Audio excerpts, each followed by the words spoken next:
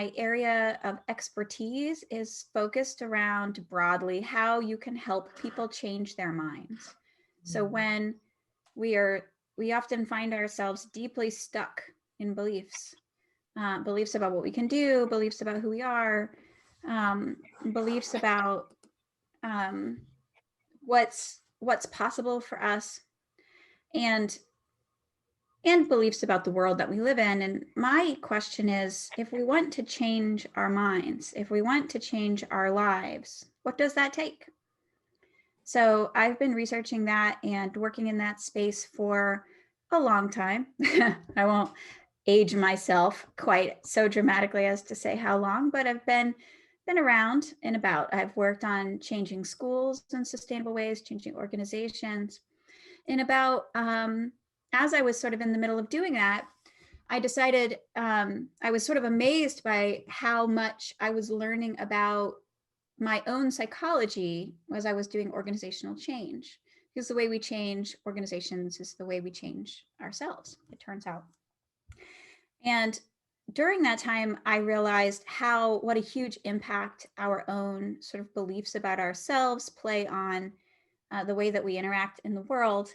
And that's what the TED Talk came out of. It's a TED Talk focused on mindsets. It was out of that work that I became a coach on my own. I was doing consulting and coaching for a company. When I switched over to be a professor at Hunter College, I decided to continue coaching on my own, built a coaching practice helping people get unstuck. Because what I find my gift is that people often show up in my world stuck, frustrated, exhausted, and deeply, deeply vicious towards themselves about how they got into this place. And I found through working with people and my own experience of similar stuckness, that part of the reason we get stuck and then stay stuck is because we're trying to get ourselves out of it with entirely the wrong tool set. We are even further entrenching ourselves in overwhelm and burnout and procrastination and stuckness by the way that we're talking to ourselves about how we got there in the first place. So just to be more specific about that, I don't know if you've ever had this experience. I definitely have, where it feels a little bit like despair when you're thinking about what you've been able to accomplish and how you've been able to handle yourself today and what you were able to get done, how many things you were able to cross off your list. And it feels a little bit like you're never going to figure it out.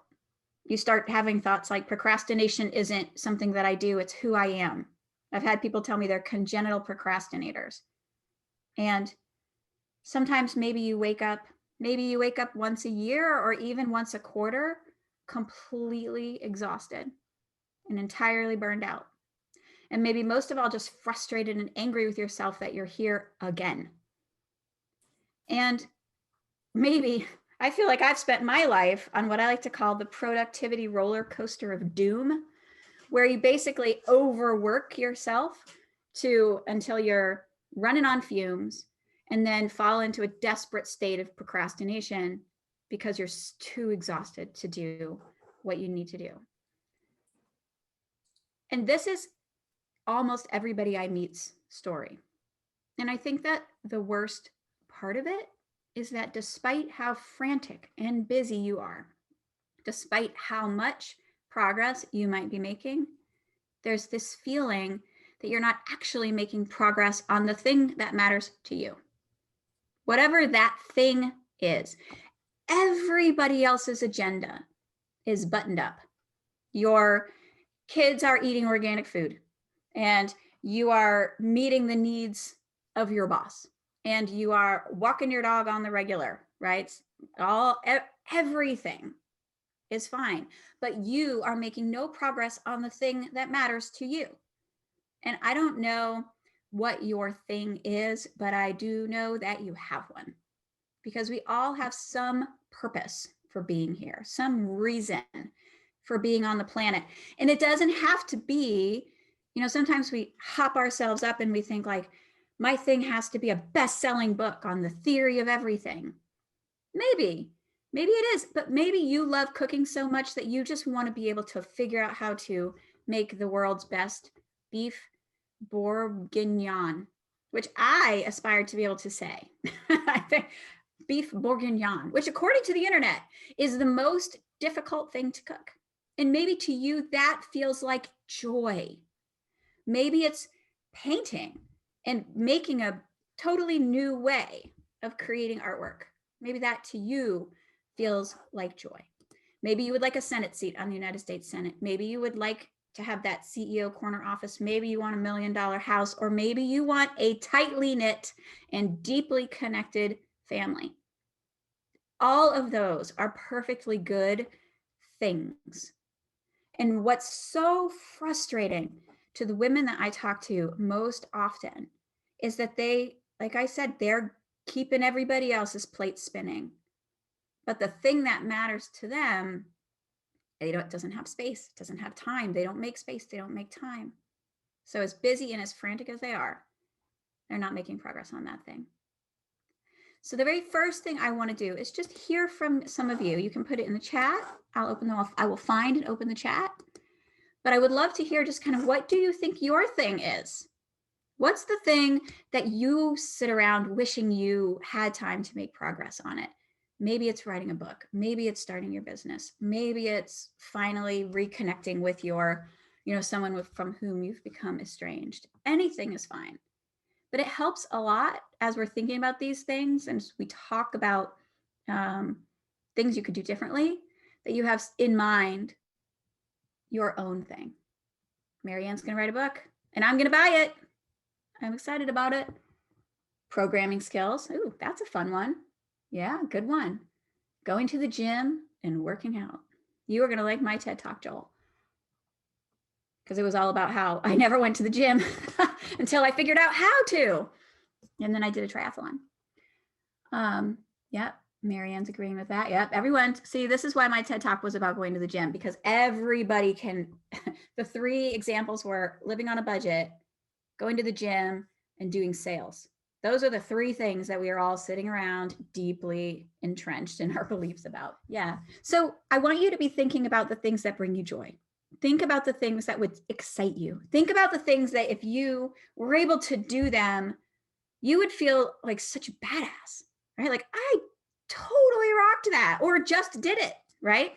Like doing a triathlon for me was something that was like, wow, I did that. It was super slow. It was not good. There was no like finesse, but I did it. And the more of those things in your life, the more you feel like you're living. And what I would really like is for everybody to feel more like they're actually living their lives and not just marking time on other people's agendas. So, and I am just here to tell you, let's start at the end, that there is entirely another way. There is another way to do it. And we're going to talk tonight about what to do. And if we have time, I'll even show you a journal that I created to help you do it in this different way. But I want to start really talking about how you do it. Because the truth about people and time management is that most people, and I heard it actually quite a lot in your own introductions, as you were describing what a struggle time management is for you. People, almost everybody I talk to, feels terrible about their track record with time management. It doesn't seem to matter whether that person is highly accomplished or just getting started. The self-talk about time management is vicious. A lot of like, what's wrong with me? Why can't I do this? And the one that really strikes me in the heart, why am I so lazy? And again, you will hear the most accomplished, busiest people call themselves lazy. And what I'm here to tell you is that that is a very, very inefficient way to be. I heard a lot of talk when we were just getting started about how everyone would like to use every minute of their day to the positive, to do things. First of all, I would like to pull you back a little bit and say, like, let's create some space in your life too. Maybe you'd like a little downtime. Maybe you would like some time to watch Bridgerton, which I recommend. Maybe you would like to have, right? Everyone's like, yes, we can talk about that later. It's so good. You want to have time for that. You want time to connect with the people you love. You want time to paint your damn nails if you want to paint your nails. Like, you are not a robot. You don't have to be a productivity robot. The solution, the goal, the like panacea of this is not to just do more. You, in fact, should do a lot less and do more of what matters. That's what we're going to talk about today. But before we really talk about that in depth, I just want to say, like, when you guys were talking about being efficient, the irony of all this drama that everybody has about time management in their lives is that the drama itself is the source of almost all of your inefficiency.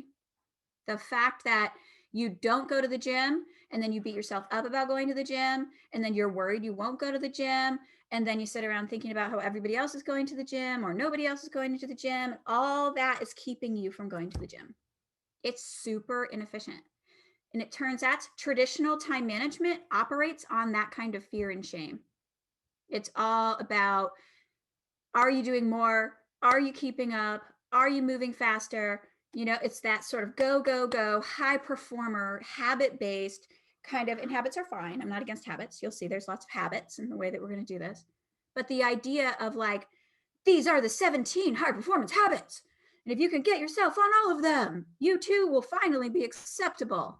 You will finally be enough, is a bunch of bullshit, if you want to know the truth. Because it creates so much fear and so much shame that it literally stops you in your track and keeps you from making progress on whatever it is you're trying to do.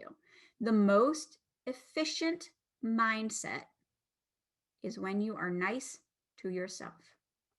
If you accept who you are, if you recognize how much you are already doing, if you are kind to yourself when you need a break, and if you work in a way that's aligned with your natural way of being, you know, like if you don't want to get up and work at 5 a.m., don't shame yourself into getting up and working at 5 a.m. If in fact your most efficient time is from 10 p.m. till 2 a.m. There are no right and wrong answers when it comes to time management. And I'll say that even for my own personal trademarked, just got the letter from the lawyer, time management system. It's not for everyone. If you hate routines and structure, the Aligned Time Journal is your worst nightmare. But it's still there for you if you want it.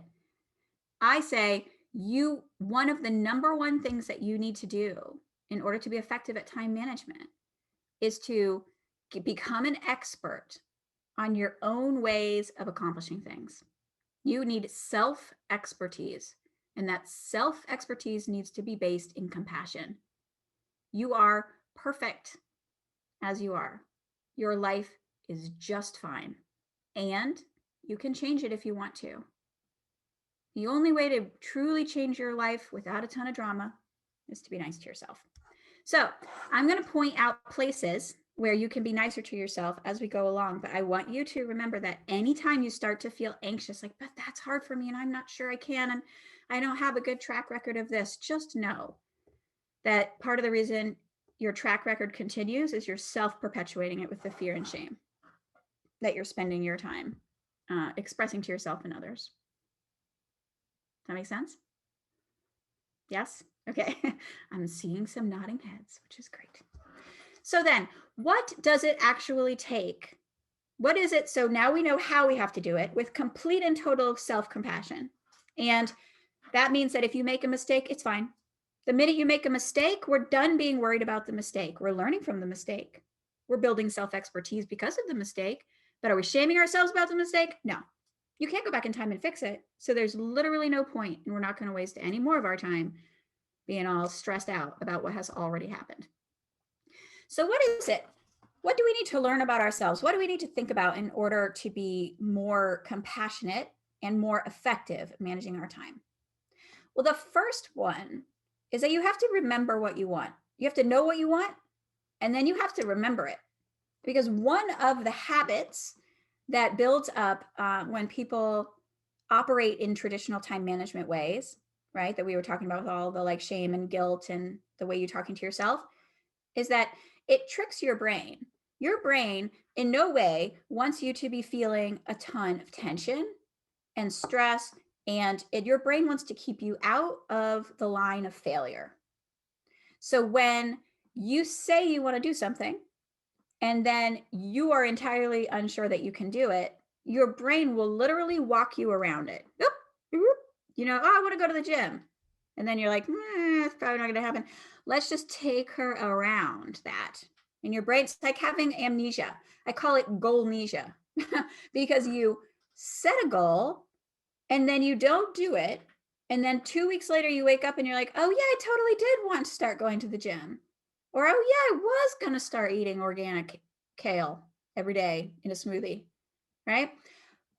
Your brain is tricking you.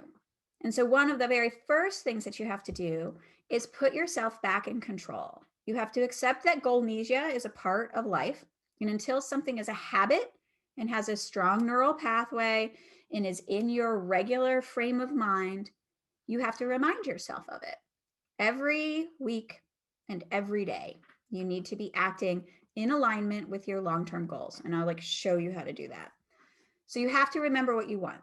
The second thing you have to do, once you know what you want and you've set some goals, and we'll talk about how to do that, then I'm sorry to say, this is one of the hardest parts, you're going to have to say no to everything else.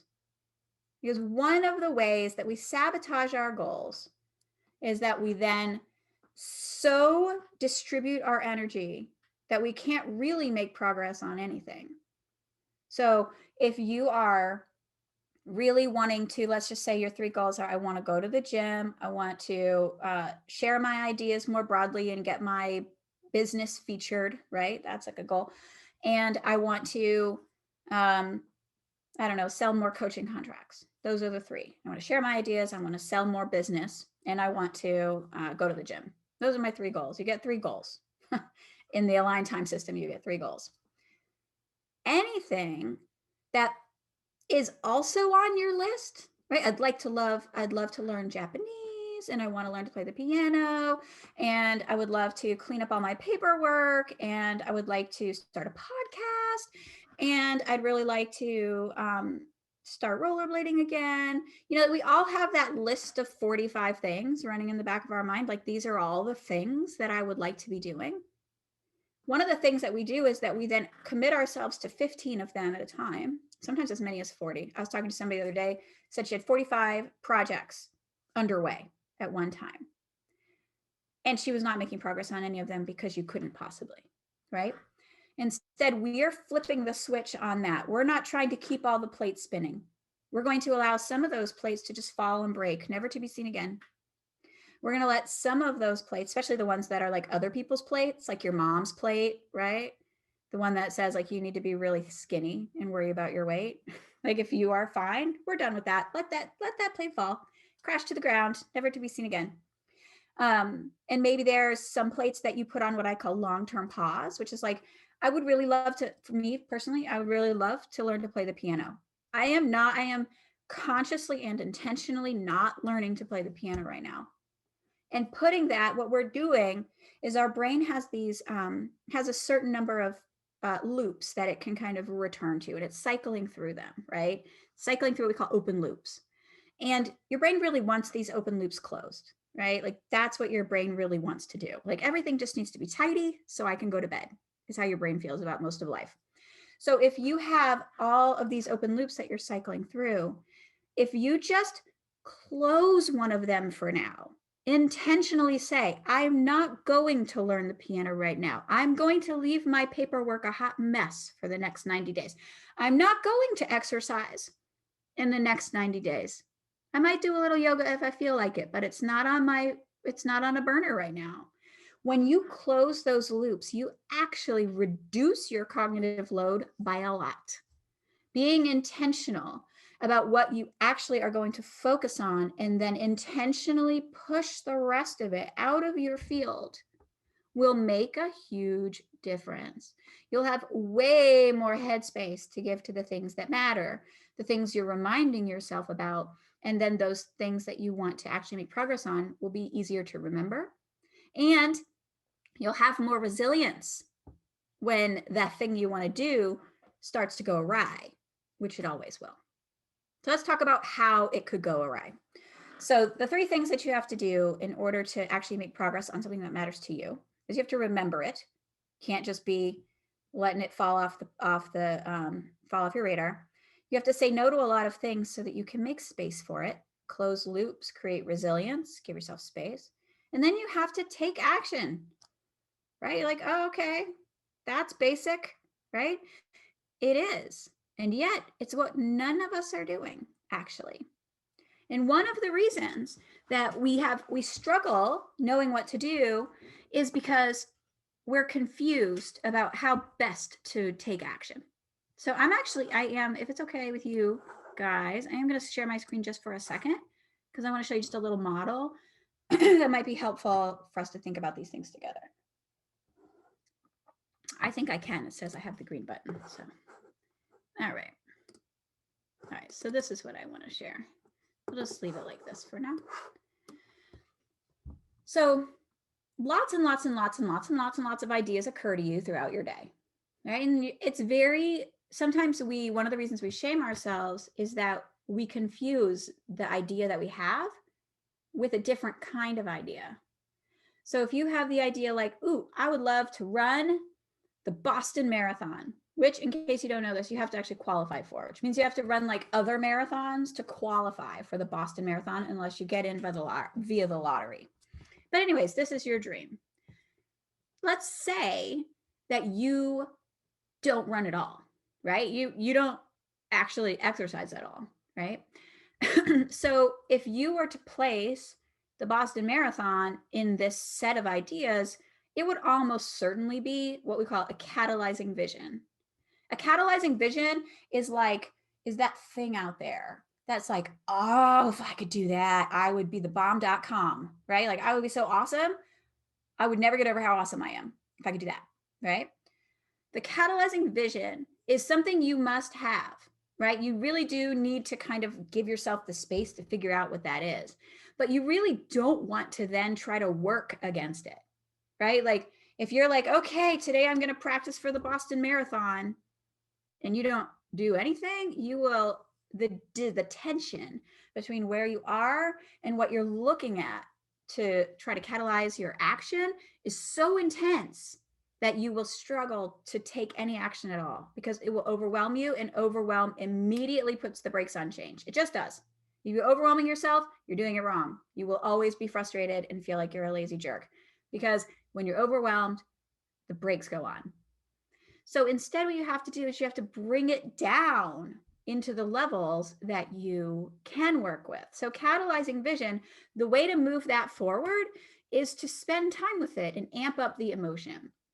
Think about how great it's going to feel. I'm going to run across that, what do they call it? Like the finish line. I'm going to run across the finish line and people are going to be cheering. And my kids are going to be there and I'll be real sweaty, but that's going to be okay. And they're going to give you a banana and it's going to be so great. You're having like, oh man, that you can feel the endorphins. That's what you do with a vision. That's all you do with a vision. You amp up the emotion and you let it operate like a magnet on your person. It pulls you forward, it excites you, but that's all it's meant to do. Then the question becomes, what can I do in the next 1 to 3 years? Well, maybe you could decide to run a half marathon in a year. And then within 90 days, what can I do in the next 90 days? You can do a couch to 5K in 90 days. What can I do this week? Well, you can go find out what a couch to 5K is. Research a few of them, find the right plan for you. What can I do today? Well, today I can go find one and read it. Now you have something you can do today. That's what we need to find. You have to stop making everything as this pie in the sky and bring it right down to today. So there's a couple of other examples. Let me just show you a couple more just so you can see what it's like. And then I want to do one for you. All right, so this is where maybe you have the idea, oh man, I got to stop.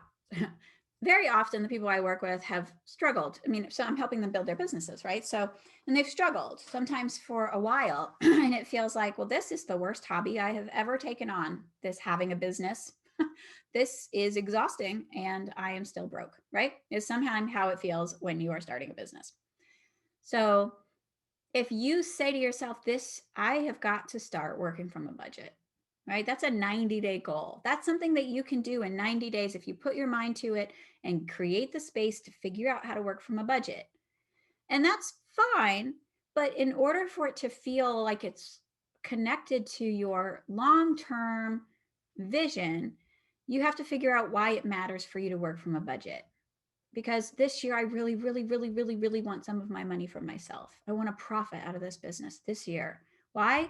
Because I want this business to be successful. I want to have a 7-figure, $1 million business someday. Okay, now we're excited, right? Now the trauma of trying to figure out a budget. I mean, Haley's like, what's wrong with the budget? Budgets are great. She's an accountant, right? But a lot of people are really afraid of budgets. What if I can't do it? And then everyone will know, or whatever the drama is. And maybe you feel that way too. So maybe this week you set your okay, I don't know how. I do not know how, but this 90 days in the next quarter, I'm going to figure out how to work from a budget. This week, I'm going to make an operating draft. I'm going to find out what an operating budget is, first of all. See, do you notice how there's no pretend? When you accept where you are at, then you can be honest with yourself and you can make progress faster. If you are stuck in a bunch of head trash about how you should already know how to do a budget and grown-up people know budgets and why don't I know budgets and it's a problem that I don't, you're going to be very inefficient in the way that you're thinking and using your time. So instead, I'm going to say, I want to figure out what an operating budget is, and I'm going to make one. And it's going to be a draft. And then you're like, what's going to get in my way?